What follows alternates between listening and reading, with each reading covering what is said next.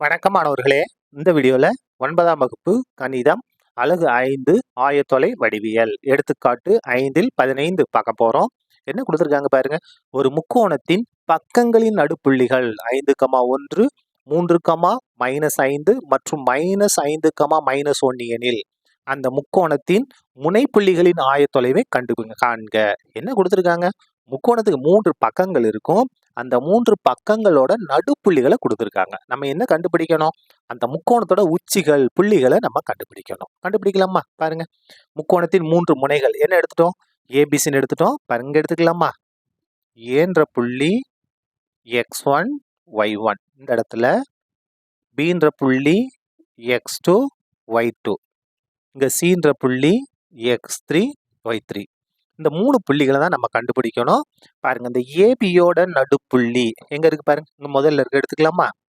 5,1 இந்த இடத்துல. பிசியோட நடுப்புள்ளி 3,-5. அதுக்கடுத்து இங்க இதோட நடுப்புள்ளி -5,-1. சரியா? இதான் கொடுத்துருக்குது. நம்ம என்ன கண்டுபிடிக்கணும்? ஏன்ற புள்ளி, பீன்ற புள்ளி, சீன்ற புள்ளியை கண்டுபிடிக்கணும். ரொம்ப ஈஸியா கண்டுபிடிச்சலாம். பாருங்க, நம்ம ஒரு ஷார்ட்கட் மெத்தட்ல நம்ம இது பண்ணலாம். முதல்ல x1 கண்டுபிடிப்போமா? அப்போ x1ன்னா என்னன்னா, இப்ப பாருங்க, இதுல இருக்கக்கூடிய இதுங்க ஏ தானே. அப்ப ஏபி ஏசில இருக்கக்கூடிய எக்ஸ் மதிப்புகளை கூட்டணும். 5. இங்க இருக்கக்கூடிய எக்ஸோட மதிப்பு என்ன? 5 கூட்டணும் இல்லையா? பிளஸ் போட்டுங்க. 5. இதுல இருக்க எக்ஸோட மதிப்பை கழிக்கணும். பாருங்க, இந்த ஏபி ஏசி நம்ம கண்டுபிடி ஏல இருக்கக்கூடிய x1. அப்ப என்ன செய்யணும்னா, ஏபி ஏசில இருக்கக்கூடிய எக்ஸ் மதிப்புகளை கூட்டிட்டு பிசியில் இருக்கிறத மைனஸ் பண்ணணும். அப்போ இந்த இடத்துல -3 ஈக்குவல் டு, இப்போ பாருங்க, 5 பிளஸ் மைனஸ் இருக்குன்னா -5, இந்த -3 அப்படியே வந்துடும். இப்போ பாருங்க, +5 -5 கேன்சல் ஆயிரும். நமக்கு என்ன வந்துடும்? -3 வந்துடும். எதோட மதிப்பு? x1ஓட மதிப்பு -3. இப்போ பாருங்க, y1 கண்டுபிடிப்போமா? y1 equal to, y1 எப்படி கண்டுபிடிக்கிறதுனா அதே தான். பாருங்க, இந்த ஏபி ஏசியில் இருக்கக்கூடிய ஒய்யோட மதிப்புகளை கூட்டணும். இங்க என்ன இருக்கு? 1 பிளஸ் இங்க ஒய்யோட மதிப்பு என்ன பாருங்க? -1. இதுல இருக்க ஒய்யோட மதிப்பை மைனஸ் பண்ணணும். அப்போ மைனஸ் போட்டாச்சு. இங்க ஒய்யோட மதிப்பு என்ன இருக்கு? ஒரு -5 இருக்கு. இந்த குறிகளை கவனமா எழுதணும். அதான் ரொம்ப ரொம்ப முக்கியம். சரியா? 1 பிளஸ் மைனஸ் பெருனா -1, மைனஸ் மைனஸ் பெருனா +5. எது கேன்சல்? -1 +1 கேன்சல். அப்ப என்ன வந்துருச்சு? 5 வந்துருச்சு. அப்போ நமக்கு தேவையான முதல் புள்ளி ஏன்ற புள்ளி என்ன பாருங்க? ஏன்ற புள்ளி x1 y1 எடுத்திருந்தோம். x1ஓட மதிப்பு -3, y1ஓட மதிப்பு 5. முதல் புள்ளியை நம்ம கண்டுபிடிச்சிட்டோம். இப்போ பாருங்க, x2 கண்டுபிடிப்போமா? அதே மாதிரி தான், ரொம்ப ரொம்ப ஈஸியா இருக்கும். பாருங்க, x2வை நம்ம கண்டுபிடிக்க போறோம். அப்போ பாருங்க, இங்க தான் இருக்கு x2. அப்போ பிசி பிஏல இருக்கக்கூடிய எக்ஸோட மதிப்புகளை கூட்டிட்டு இங்க இதை மைனஸ் பண்ணணும். சரியா? இப்போ பாருங்க, இங்க என்ன இருக்கு? 3 கூட்டணும். பிளஸ் எதை கூட்டணும்? இங்க இருக்கக்கூடிய எக்ஸோட மதிப்பு 5 கூட்டணும். சம்மந்தம் இல்லாத பக்கம் இங்க இருக்கு இல்லையா? இதை நம்ம மைனஸ் பண்ணணும். இதை மைனஸ் பண்ணணும். அப்ப இந்த இடத்துல மைனஸ் போட்டுங்க. எதை மைனஸ் பண்ணணும்? -5 மைனஸ் பண்ணணும். மைனஸ் போட்டுக்கிட்டு அதுக்கடுத்து மிச்சத்தை எழுதணும். சரியா?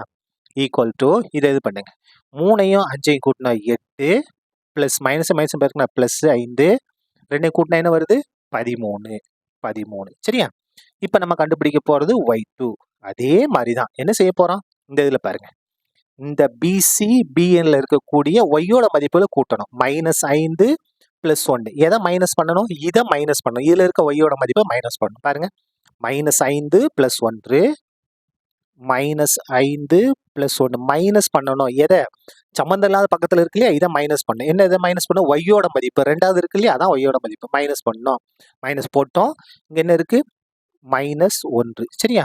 ஈக்குவல் டு -5 +1, மைனஸ் மைனஸ் இருக்குன்னா +1 ஈக்குவல் டு, பாருங்க, 1 கூட்டினா 2, +2 -5 வேற வேற குறி. அப்ப கழிக்கலாமா? 5ல 2 கழிச்சா 3. பெரிய நம்பர் மைனஸ் இருக்கு. அப்ப -3. அப்ப பாருங்க, பீன்ற புள்ளியை நம்ம கண்டுபிடிச்சிட்டோம். பீன்ற புள்ளி என்னது? x2, y2. x2ஓட மதிப்பு 13. அதுக்கடுத்து y2ஓட மதிப்பு -3. சரியா? இப்போ அதுக்கடுத்து நம்ம கண்டுபிடிப்பது சீன்ற புள்ளியை கண்டுபிடிக்கணும். பாருங்க, இதே மாதிரி தான் x3 கண்டுபிடிக்க போறோம்.